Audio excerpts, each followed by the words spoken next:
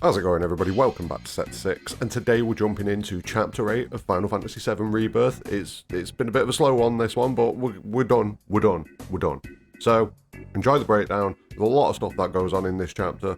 Gold saucer things, so yeah, and obviously Barret things, lots of Barret things. So, make sure you like the video, subscribe for future content, but let's jump into it.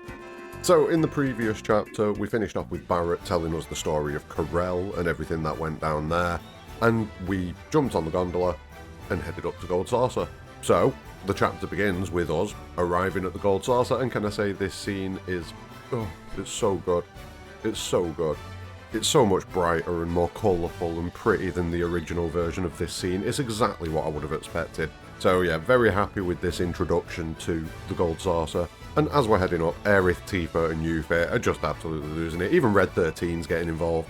Even Cloud is kind of sat there like looking up, and he's not looking particularly excited, but he's got, you know, when a kid sees something amazing that they've never seen before and they end up with that gawpy face of like, oh my word, what's going on? That's what Cloud's got going on. But you've got Barret still sat in the background, kind of still in his moment a little bit. Still in his moment, because like at the end of the previous chapter he told everyone like, come on, let's not mope about this, let's crack on. And when everyone did crack on and get back to business, you saw Barret kind of like, it still hurts him, obviously. So Barret's being the grumpy old man in the background like, damn these kids.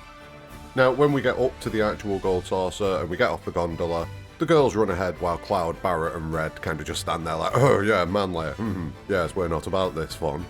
And as the party walk out onto like the main thoroughfare of the Gold Saucer, we see like a helicopter landing, and this then cuts us over to Palmer sat in a Shinra helicopter with Rude and Elena. Now Palmer has been charged with bringing out some posters, so he's a delivery boy at this point, Palmer, which makes sense, you know, the abuse of Palmer continues and it's a good thing. But the posters are a bad thing.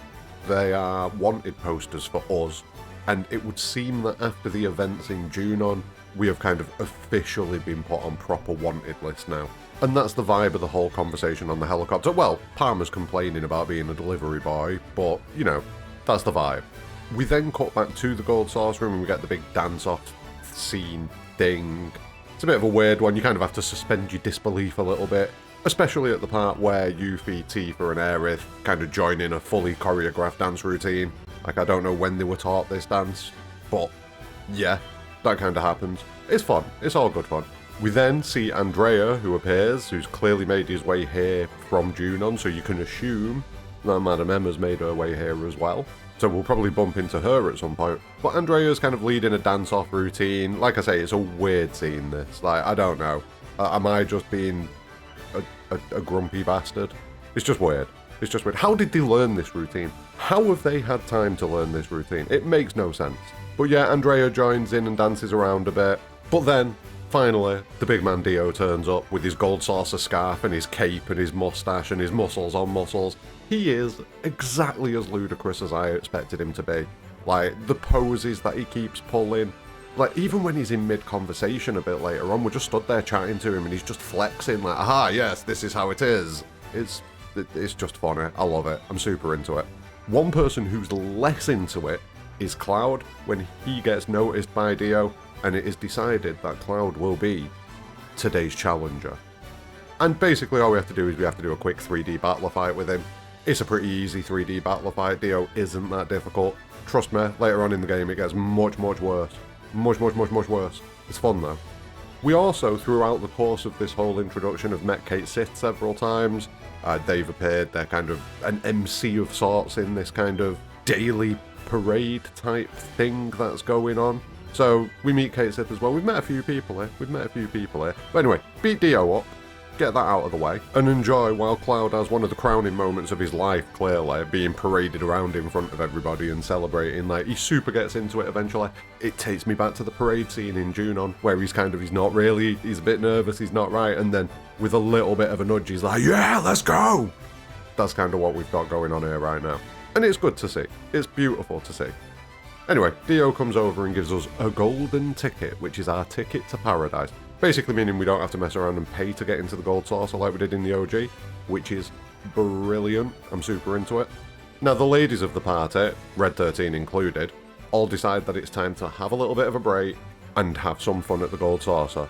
Now Cloud's kind of resistant to it a little bit when Tifa tries to say, like, what do you say? Are we going to have some fun? Can we stay and have some fun? Can we?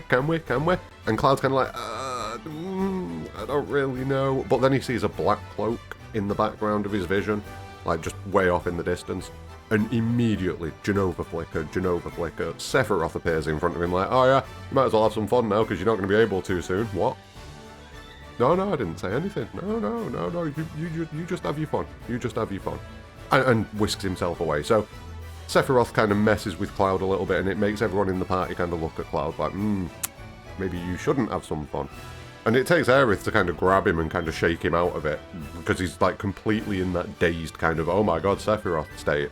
But yeah, once Aerith's kind of snapped him out of it, Barret suggests that Cloud and himself go and book some rooms for the rest of the party while everyone else goes and have some fun. Cloud gets a little bit of rest. It makes sense. So Barret and Cloud head off to the Ghost Square to get a hotel room, while the rest of the group run off to have some fun. And it's a nice way for them to give us that split in the party, because if you remember in the original game, Barret splits off from the party very early in the Gold Saucer. He's pretty pissed off and he just kind of rages and runs off. We can't really do that here because the tone is a little bit different to the OG. Like, he's not pissed off, he's hurt. Do you know what I mean? He's explained everything to us. He's just kind of stewing in his own kind of misery at this point. So, rather than him running off and being angry, he splits off with Cloud, we go book some hotel rooms, and then when Cloud's resting, Barret's on his own. So it's a nice way for them to change it up and split Barret away from the party, without him going in a bit of a rage and a huff and just running off like he does in the OG. I like it. Anyway, we head up to the hotel, and Ghost Square looks as amazing as we'd all expect it to look. Barret kind of loses his mind a little bit because he kind of sees this as, is this what we're really bleeding the planet dry for? All these animations and holograms and lights, is this what we're killing the planet for? Really? So yeah, Barret's not in the best mood with this place, and this kind of triggers our first proper meeting, with Cait Sith. Now Cait Sith tries to calm down Barret and get him out of this moment of rage, and it kind of works, but not in the manner that Cait Sith's expecting. It's not so much that Cait Sith makes Barret happy, it's that Cait Sith just kind of confuses Barret and makes him forget about what he's going on about, like, what are you? You're a toy? Poke, poke. You know what I mean? That kind of energy. Anyway, Barret and Cloud head in to the hotel. And after the jump scare that's kind of forced on Barret by the concierge, we find out that there are no rooms available, which is a bit of a problem considering we need a couple of rooms. Now, conveniently, Cait Sith knows how to get around this problem, messes around on a computer hologram for a little bit, does something in the background, and amazingly, 2 rooms have just been cancelled for us. More on that soon. Cloud and Barret head upstairs to the newly acquired rooms and again get stopped by Cait Sith, who's here to offer us a fortune. And this is very much the scene that we get in the original game when we first meet Cait Sith at Wonder Square, I believe it is, and they give us a fortune and all that sort of stuff goes on. Now, we tell Cait Sith that we're looking for Sephiroth, and like the response is like, Sephiroth, eh? So Cait Sith is clearly a person that knows something about Sephiroth, and obviously those of us that know who Cait Sith is. I'm just going to dance around it for a little bit, why not? We can suspend our disbelief for a bit and pretend that we don't know who Cait Sith is. Let's do that. Anyway, the fortunes. The first one, put your trust in others and a twist may surprise you. Not sure about that, I suppose it could relate to something, but probably not. It's loose enough that it could fit most people. I suppose the ending of the game does have a bit of a twist if you think about it, compared to what we were all expecting, so maybe it's suggesting that. Maybe it's suggesting something else. We'll keep an eye out for what that could be suggesting. But the second one is much more interesting. It's watch your belongings, lucky colour, black. And this is 100%, I think, at least, to do with the black materia ending up snuck into Cloud's pocket at the end of the game. I 100% think it's to do with that. I could be wrong, I could be completely wrong, but I think this is kind of like a little suggestion that, yep, the black materia ends up in Cloud's pocket. And there's obviously no way for you to know this without seeing that scene, but in retrospect, I think these two potentially link up. Let me know what you think. Am I just reaching? I'm probably reaching.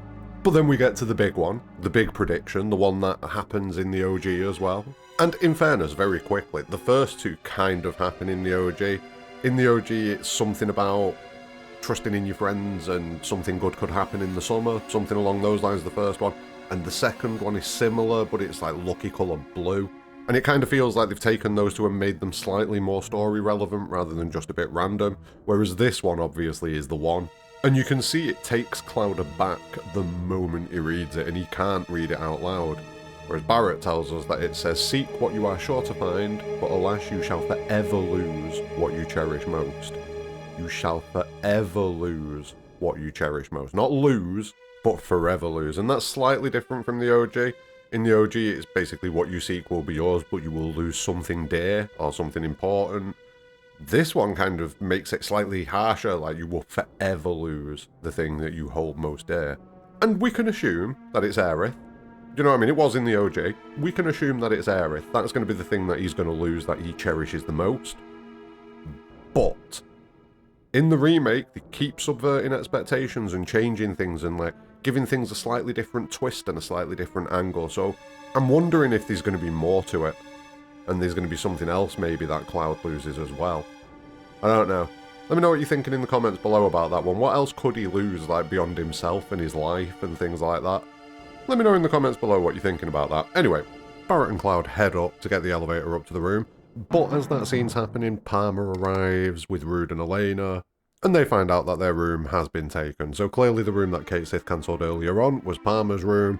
Rude and Elena are a little bit annoyed. Palmer's a little bit annoyed at first, but then he's just kind of like, no point dwelling on it. Where can I get a drink? Good man.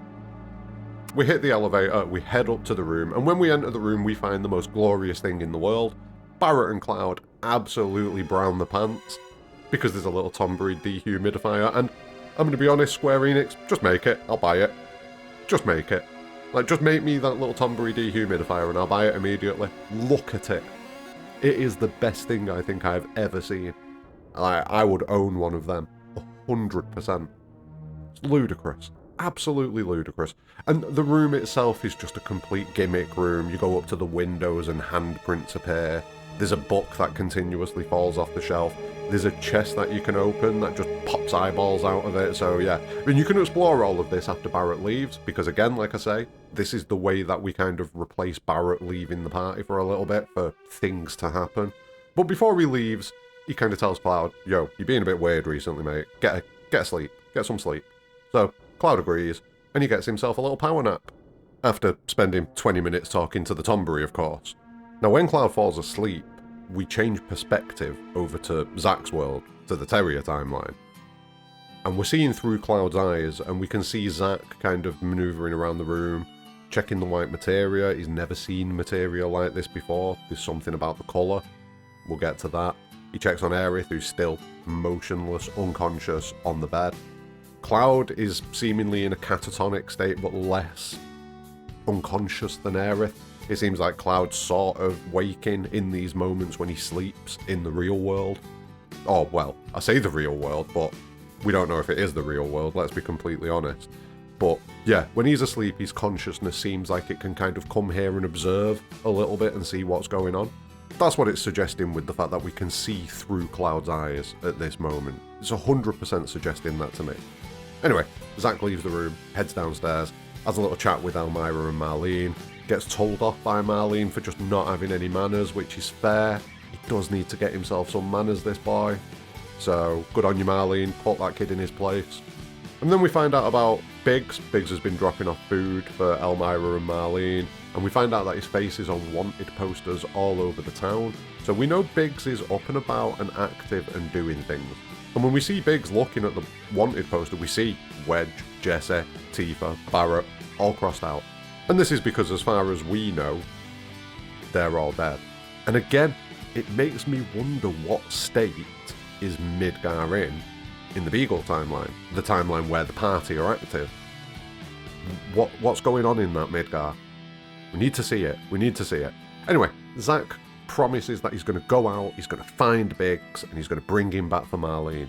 And that's going to be Zack's little mission, go out and find Biggs. So we'll come back to this later.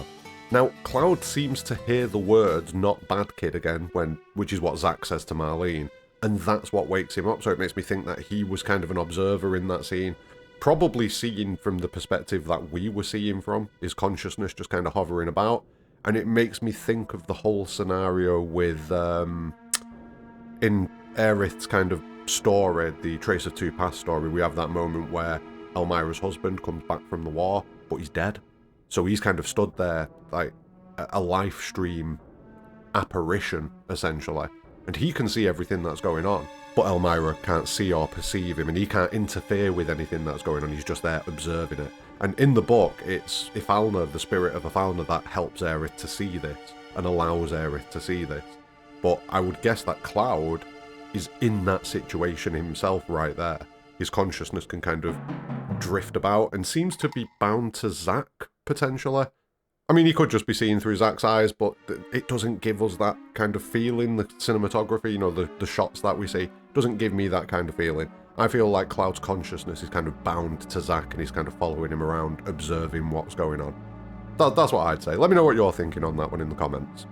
Anyway, we wake up, we head to the door, we open the door, and we see our first date of this playthrough, and it's obviously Aerith. Now, I'm going to put this down now. I'm sure people are going to hate this, but I'm going to do both dates Aerith, because all of the other dates are interesting and fun and fan-servicey and good.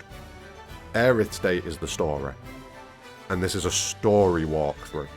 So I feel like if we do both Aerith dates, we stay relevant to the main story.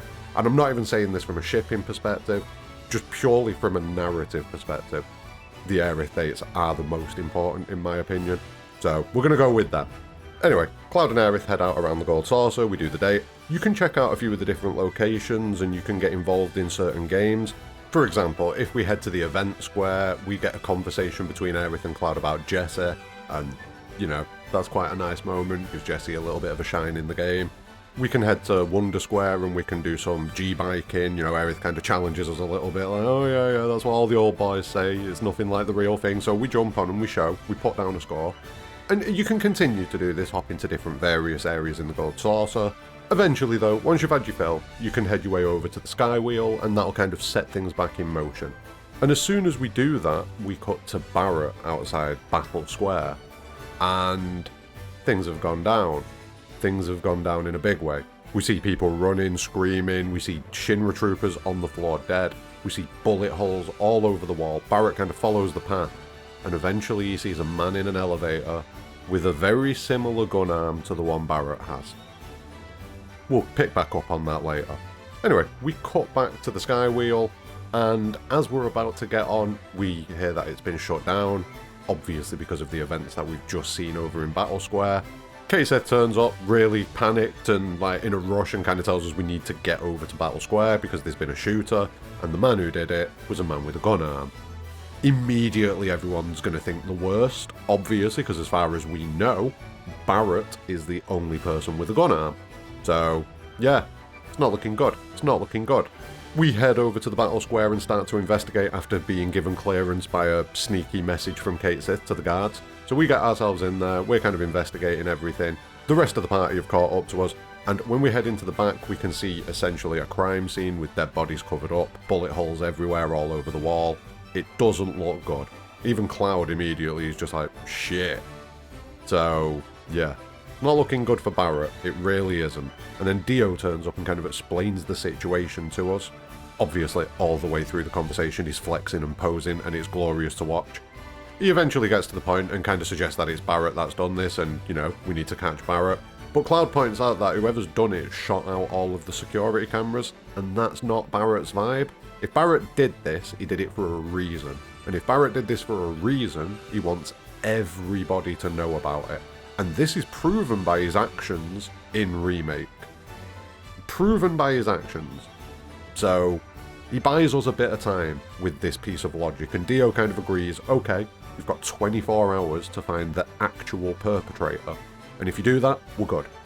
So, that's exactly what we're going to do. We're going to find out the truth, and we're going to prove Barret's innocence.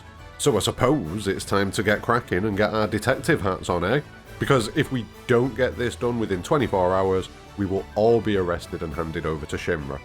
That's what Dio suggests. And he goes for a handshake with Cloud to agree the deal and slaps a little wrist bracelet thing on him. You know, a little tracking device, so... yeah, that's fun. Not like we could just blow it off or rip it off or cut it off or anything like that, but we'll let him have his moment. We'll let him have his moment. Anyway, we head down the elevator into the Corel Prison because we get word that that's where the man with the gun arm is. And we get jumped by all these unimpressive people, and I've got to be honest, I struggle with this bit as well. We would murder every single person in this little prison. Like, at this point already, with how strong we would be in a playthrough, we could murder everybody in this town and it wouldn't even be difficult. Shit, Cloud on his own could clear this town, I reckon. So, feels a bit ludicrous that we at any point get ambushed and jumped and captured by anybody, but here we are. We're eventually woken up in the morning and taken to meet Solemn Gus. Justice for Coates, man. Justice for Coates. Now, I'm not a big fan of Solemn Gus. He's just a bit of a weird character for the sake of being a weird character. I'm not into him. But basically, he tells us that we need to win a Chocobo race for him. And if we don't win the Chocobo race, he's going to sell all of our friends into slavery of some sort. So, you know, really bad guy. Really bad guy. Really bad guy. But if we do successfully win the Chocobo race for him, he will give us the man with the gun arm because he's got the man with the gun arm locked down in the desert. That's what he tells us. So, we kind of don't have a choice, and we kind of have to go along with this. Now, Not Coates knows who we are, basically because of what we did in Remake when we took down Don Corneo, or Donny C as he refers to him. So, like, we were kind of at a disadvantage in the initial scenario, but I still think we clear this village. I genuinely still think we clear this little prison village thing. How did we get caught? Come on, Cloud, sort your shit out. Now, we head over to meet our Chocobo, and we meet Esther first. And if you've played the OG, you know Esther. Then we also meet Little Billy from the Chocobo Ranch, and he was heading over here from the Chocobo Ranch with Pico, and he claims that he got nabbed and kidnapped by the prison bunch, which, believable. But Not Coates' henchman kind of points out that they were actually dying in the desert and they were rescued as well, so they'd be dead if not. So it's kind of like a working together kind of situation that we're in. It's a bit weird. Anyway, you have to do a few side quests really quickly to get some stuff to kind of bring Pico back up to full power. But once you've done that and you've got Pico sorted out, you can go and get involved in the Chocobo race for the group's freedom. So we head up the elevator to the Chocobo race. We meet Joe, who, you know, much less intimidating than he was in the OG, if I'm going to be completely honest. Yeah, just nowhere near as intimidating, especially given the fact that we're about to destroy him in this race. So, you know, that makes him even less intimidating. Yeah, I expected more from Joe. I expected him to be an imperious Chocobo racer, and he just didn't feel like that at any point to me. But moving on.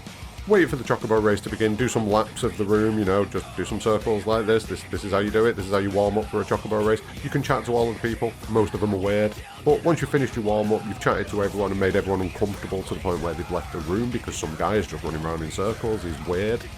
We can finally go and do the Chocobo race.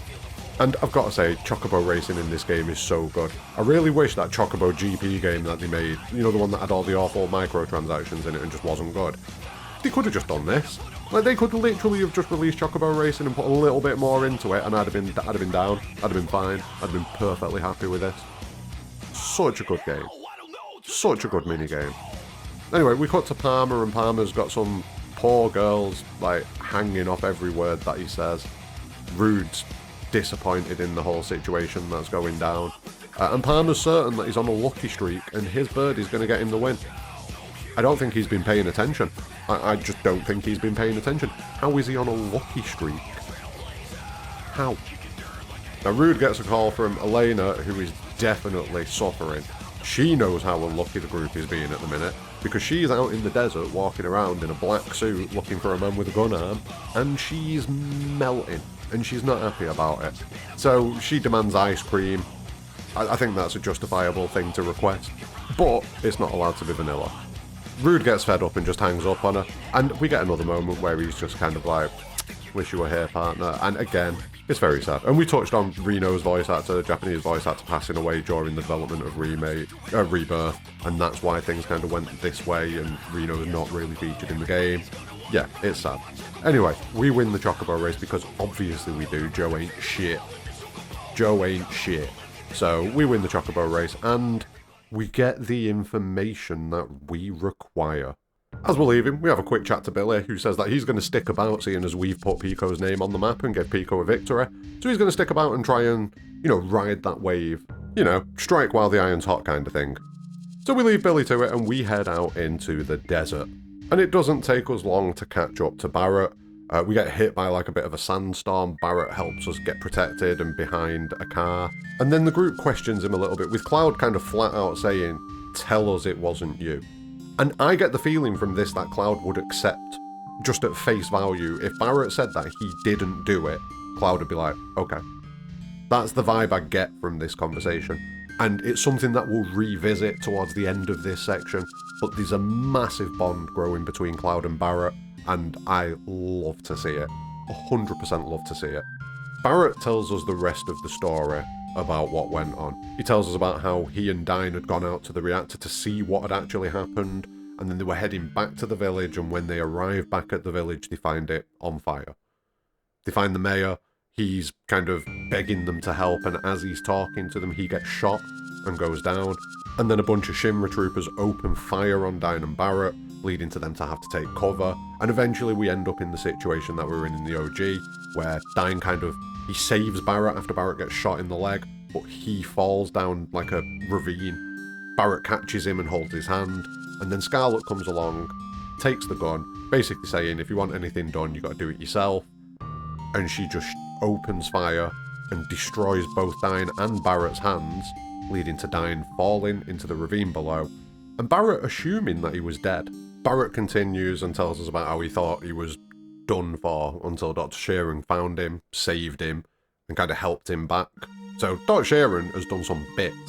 Let's be honest, Dr. Sheeran has done some bits for us. Tifa, Barret, good man. And now the Black Cloaks, poor guy.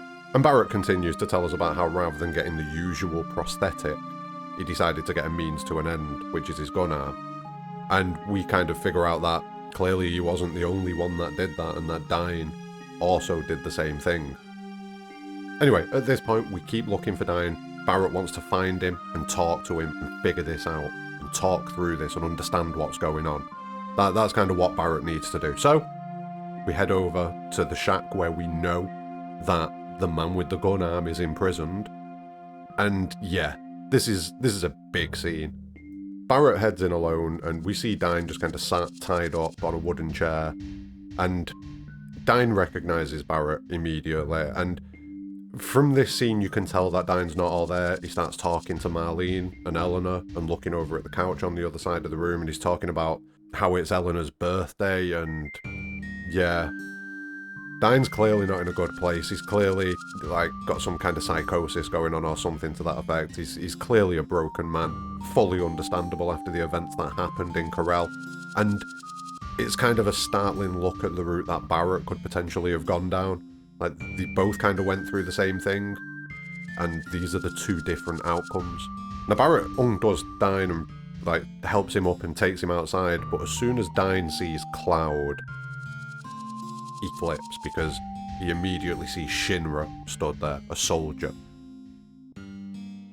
And the inevitable fight begins because Barret is clearly still a Shinra lapdog. That's what Dyne immediately assumes when he sees this, that Barret is still living off Shinra's guilt. And, it couldn't be further from the truth, but it's kind of inevitable that this is gonna happen. Barret refuses to allow any of the party to help, and we then get the fight between Barret and Dyne. And it's a fun fight. It's not a particularly interesting fight as far as a fight goes, because it's just two guys with a gun arm stood there shooting at each other, and you can do skills and abilities and things like that. But inherently, that is what it is, just two guys with a gun shooting at each other. But it's the emotion that carries over from all the previous scenes, and once we finish the fight, we get even more emotional scenes. So I don't think the fight is the showpiece here. The fight is a means to an end to continue the story, essentially, and kind of bring finality to this. There is one weird moment where Dyne kind of does some weird magnetic thing with all of the scrap metal in his gun in the local area. And I honestly don't understand this. This kind of took me out of the moment a little bit when I was playing it the first time on stream. It kind of took me out of the whole scenario, and I was a bit like, what's this? But, I mean, the gun's probably got some sort of functionality to it that lets him do this, or maybe he's one of those people like I spoke about in previous videos. I think there are certain people who've got certain Cetran DNA that activates within them and lets them do slightly freakier shit. like Turks, like Barret and Tifa and stuff like that themselves. Like, there's got to be some explanation for why they are different to the rest of the general population. Like, there's got to be some explanation for that. Anyway, we get to the end of the fight, and the fight is not really decided. Barret and Dyne are both still stood face to face, and Barret just takes his gun arm off and just tells Dyne, just kill me. I can't live like this anymore, bro. Dyne doesn't want that, though. He wants Barret to suffer the same way that he's suffering, it would seem.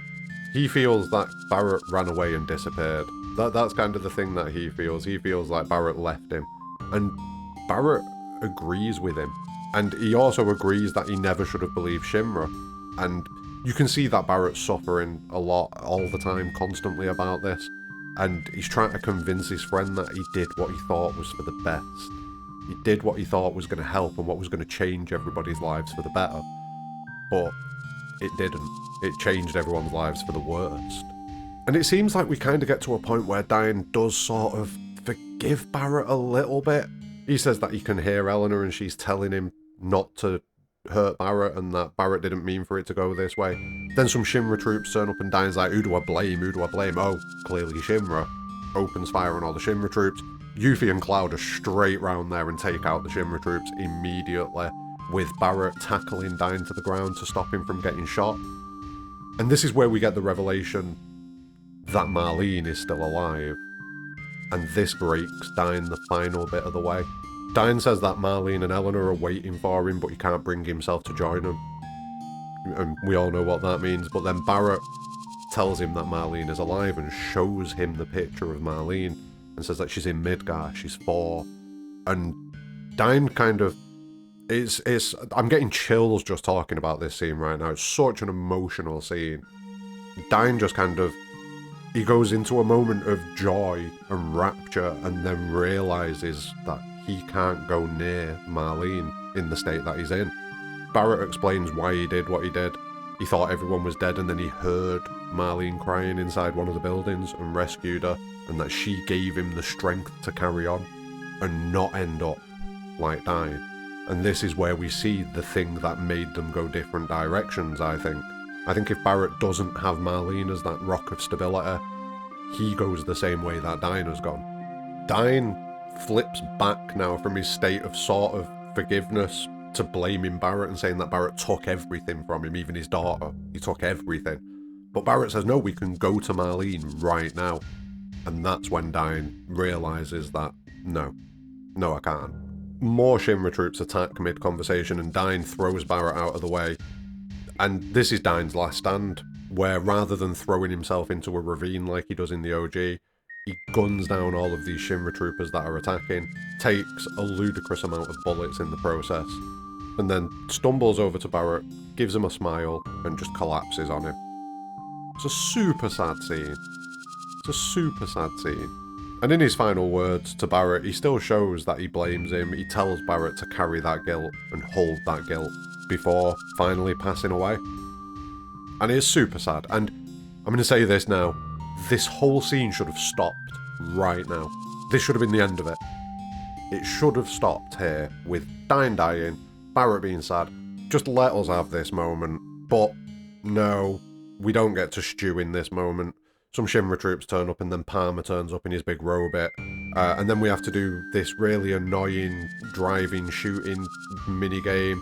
And it's not a bad minigame, it's not a particularly annoying minigame. It's just the fact that it comes at the end of this. Like, I just feel like this should have been left to hang. Like, honestly, I do. But we fight Palmer.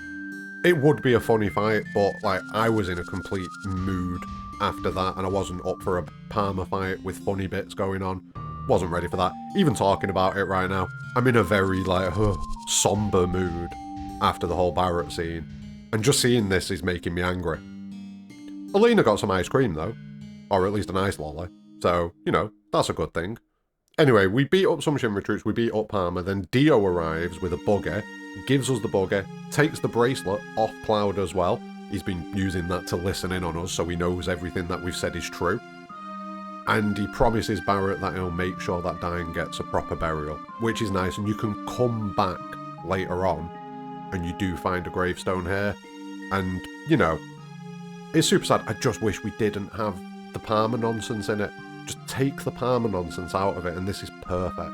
This is 11 out of 10 perfect. Do you know what I mean? But it's still a powerful scene, and I still really enjoyed it.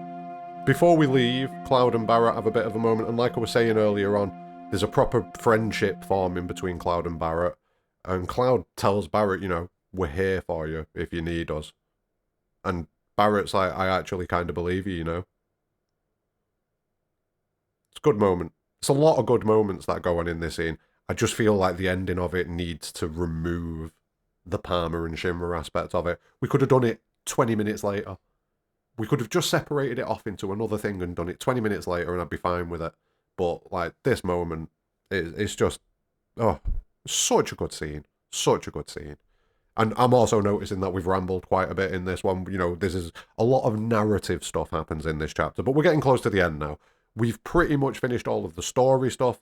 We leave in the buggy with Dio and Rude having a wrestling match, like a late 80s, early 90s style wrestling match. I wish we could have stayed and watched a bit of that. That would have been fun. But then we drive off, Palmer chases us, and we end up doing the whole shooting minigame thing, like I say. Meh. And after we've escaped, we cut back to a shot of Dyne with Marlene's photo in his hand. Barret left it with him, and yeah, super sad scene. Super sad scene.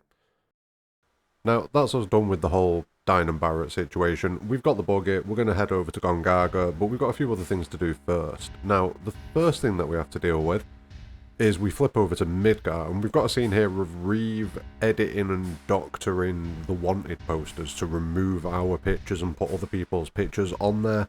And this is the first suggestion that we get, I believe it is at least, the first suggestion that we get that Reeve is Cait Sith. So yeah, we get that. Anyway, we cut over to Rufus. And Rufus is kind of getting a report from Sung about what's gone down at the Gold Saucer. And he asks if Aerith is looking for the Promised Land in one of the moments in this conversation. And it's a little bit weird because I always got the vibe that Rufus wasn't interested in the Promised Land from the previous scenes that we'd seen earlier on.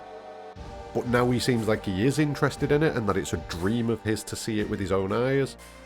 I don't know what's going on there. I mean, clearly he's got his own ambitions and he's telling his people one thing while doing another. Which makes sense for Rufus, you know, you're never really able to pin down what Rufus is properly up to. But, yeah, it's a bit weird. Anyway, he walks over to the window and looks out, and Gleniroth interrupts him, kind of ridiculing him and mocking him for saying about how the Promised Land's a dream of his. And Rufus immediately questions, like, come on, who are you really? Because he's confident that it's not Glenn at this point, but he doesn't seem to be able to put it together that it's Sephiroth, which is a bit weird. The purple motif should give that away quite immediately, but we'll move on, Glenn spends the next few minutes just kind of attacking Rufus and then digging at him and calling him a spoiled little brat. And Rufus is just like, yeah, and what? Look where I am now, bitch. That's pretty much what it is. But realistically, what Glenn's doing is making sure Rufus continues with the plan. The war between Wutai and Shinra that Glenn and Rufus are clearly trying to instigate. He's trying to make sure that this plan continues. So, yeah. That's kind of the purpose of that scene, and kind of just to remind us that it's going on. We then cut to Zack, who's out and about now looking for Biggs, which is what he promised to Marlene in the previous chapter. You can go around and you can have some moderately interesting conversations with people in this area. Everyone's kind of reached that resignment of their fate. They're kind of like, yeah, this is going to be the end of it. The old people are like, oh, well, I've lived a good long life, but you kids, you've not lived much of a life. I'm really sorry. Because everyone seems to know that this world is ending. And I don't know if that's a case of everyone knows it and knows it, like actually factually knows it, or are they just seeing a big rift in the sky and thinking, I think we might be in trouble here, kids. I think the world might end. Is that what's going on? I don't know. I don't know if they actually know or if they're just kind of assuming at this point. So, yeah. Let me know what you think. I can't remember if we hear anything more later on. We'll find out. That's why I'm doing this series, just so I can double check all of these things. But as you look around this area, you find that it is identical in almost every way to the Midgar that we end up in chapter 14, when Aerith and Cloud have the dream sequence, as it's being referred to. That is an almost identical copy of this. The only difference seems to be the version of Stamp. that we see. Because we can go up to the stands where we get free items from in the dream, and they are there. And the one that I've kind of focused on the most is this sweet vendor that's over here. Because in the ending, you see that there is one version of stamp on the bag. I think it's the Chihuahua stamp. I might be remembering my stamps wrong there, but I think it was. Whereas in this timeline, we're still on Terrier stamp. So it's interesting to kind of track all these things. And there's a few weird things going on in this Zack world. Like finding out that Miss Folia is a Honeybee Inn dancer and she stood there outside the school with the kids in a Honeybee Inn uniform. That's ludicrous. That would not happen. So I'm not too sure what's happening there. Is that supposed to indicate that rather than creating the world factually out of what is, it created the world out of what people want? And again, we'll get to this in Cosmo Canyon when we get there, but we hear about worlds being created from people's memories and dreams. So maybe that's what we're seeing right now. Miss Folia isn't a dancer at the Honeybee Inn, but she wanted to be. She really wanted to be. And here we are. She stood outside the school in her actual profession, but she's dressed as if she was the Honeybee Inn. And it's almost as if it's showing us a reflection of the person's innermost feelings and desires. I don't know. There's a lot to think about here with this alternate world. This is why it blows my mind when people say, oh, it's just like 10 minutes of throwaway chapters. Like, it really isn't. It really isn't. Anyway, we explore and we look around and we can chat to people. We question people about where Biggs is. And yeah, like I say, we can just see all of the similarities between this world and the world that we end up in later in Chapter 14. We can hear Shinra broadcasts basically saying that they're trying to discover the nature of what this rift in the sky is, but that people shouldn't make assumptions and people shouldn't be concerned. We're going to try and figure it out. But as we're walking around, we then hear a massive explosion. And everyone pretty much immediately reacts like, whoa, was that Avalanche? It must have been, right? The Avalanche are the ones running around blowing things up. And when we head outside and start walking towards the source of the explosion, we hear one person suggest that it's the church that's been blown up. And it does look like it could well be that the church has been blown up. What's the symbology of that? The church in this world being destroyed. I don't think we ever get actual confirmation that it is the church that's gone boom. I'm not sure, I can't remember, but if it is, there's got to be some kind of symbolic reason to that. Yeah, it's got to be something. It was the devs getting rid of that scene of Zack in the church that we saw at the end of Intermission. That doesn't exist. That's what that was. We've got another Zack in this world now, so we deleted the church, so there's only one Zack. There you go. Do you know what? I've said that jokingly. And I'm also now actually thinking that maybe that could be something. It probably isn't. We'll move on from that. Anyway, after that, we see Biggs in the distance, and the scene ends. And we begin what is technically Chapter 9 at this point. But I am going to quickly squeeze in the side quests for the Corel region that we can finish. Because, you know, while it is saying that we are technically in Chapter 9 right now, I still view the Corel region side quest that we already have as part of Chapter 8. So we're going to go and quickly hoover them up. It won't take long. Anyway, the first side quest that we can do involves our good friend Cloud Jr., who has apparently gone missing. So you go to Corel, you speak to some kids. The kids aren't allowed to talk to Barret, so Cloud ends up kind of taking over things. But yeah, Mr. Birdie, Cloud Jr., isn't here. He's gone missing, and he's been seen heading towards the desert. So we go out there, we run around, we put some bait in some cages. Then once we've placed the last one, we go back to the first one, find a monster there, go back to the second one, find a monster there, third one, find a monster there, and then we rescue Cloud Jr. At each of the locations, when we're going back round and checking on them, we get some conversation from Barret, kind of fleshing out his mindset and his thought process and things like that. It's really cool. He talks about how things were simpler in Midgar back in the day, you know, when it was just us against Shinra, Shinra were bad, we were good, that's it, it's all done. And he kind of talks about how the incident with Dyne has kind of cleared things up a little bit for him and kind of reordered his priorities a little bit and got his mindset a little bit straighter. And it's good. It's really good. I love Barret. Barret is easily the third most important character in the game for me. It's Cloud, then Aerith, then Barret. Like, Barret is essential. And the journey that he goes on in the game is just wild. Absolutely wild. It's probably the most emotionally jarring story as well. I just hope, in the OG, after this point, Barret's story kind of ends. And I hope that in Rebirth, well, in part 3, that isn't going to be the case. That his story's kind of over now. I really hope that isn't going to be the case. Anyway, you've killed all the things, we've rescued Cloud Jr. Cloud Jr. flies off home, it's a glorious moment. We head back to Corel and kind of make sure that Cloud Jr.'s got there alright. We get a reward, the kids get told that they're not allowed to speak to Barret, and Barret's like, okay, that's cool, I don't want to get you in trouble. You just look after yourselves, that kind of thing. And then he talks about how he wants to bring Marlene back here and show her one day where she came from and all of that kind of business. And it's not for him, it's for Dyne. He feels like he owes it to Dyne, that Marlene knows where she came from. And again, Barret, God, I love him. I love him so much. Almost as much as Cloud Jr. Almost as much as Cloud Jr. No, definitely more than Cloud Jr. Anyway, we finished that side quest off. The only thing we've got left to do now is to finish off the Johnny side quest, where what we need to do is we need to go and get a Tombury crown for him. He always said that he wanted a Tombury crown for the bar, so let's go get one. You go find a Tombury. There are 2 crowns that you can get. You beat it in a fight and you get a normal, scuffed, nasty-looking crown. But if you go and fight it and then pressure it, its crown will fall off, you steal the crown, you get the pristine crown. All good. Go back to Johnny, give him the crown, he's really happy, heads back to Johnny's seaside hotel, where we head back and we can finish off the quest. And the quest ends on a little bit of a saddish note, with all of the doppelgangers basically kind of saying to Johnny, like, bro, you've got it now, bro.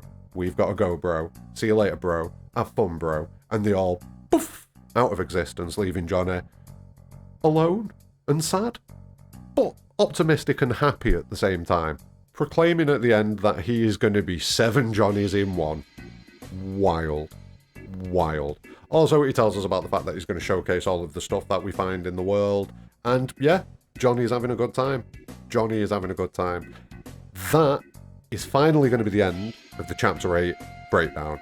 This is a massive video, so thank you very much for chilling if you've stayed this far and kind of watched the whole thing. Main things to take away from this is the fact that, you know, Shinra bad, Gold Saucer fun, Barret an absolute legend. Like, the main thing that we got out of this was the whole thing with Barret. This entire chapter is essentially a vehicle for Barret's story. We obviously get the date between Cloud and Aerith. That was fun, but again, it was much more of a setup for Barret's story. This was just the Barret chapter. The last 2 chapters have been the Barret chapters. And I'm all about it, if I'm going to be completely honest with you. Super all about it. But we finished the chapter, we're heading off towards Gongaga, and yeah, that's going to be the end of this one. So, leave any thoughts on the video, the chapter, anything like that, leave them in the comments below. Please do like the video, subscribe to the channel, and share the video just to get it about. But more importantly than all of that, have a great day.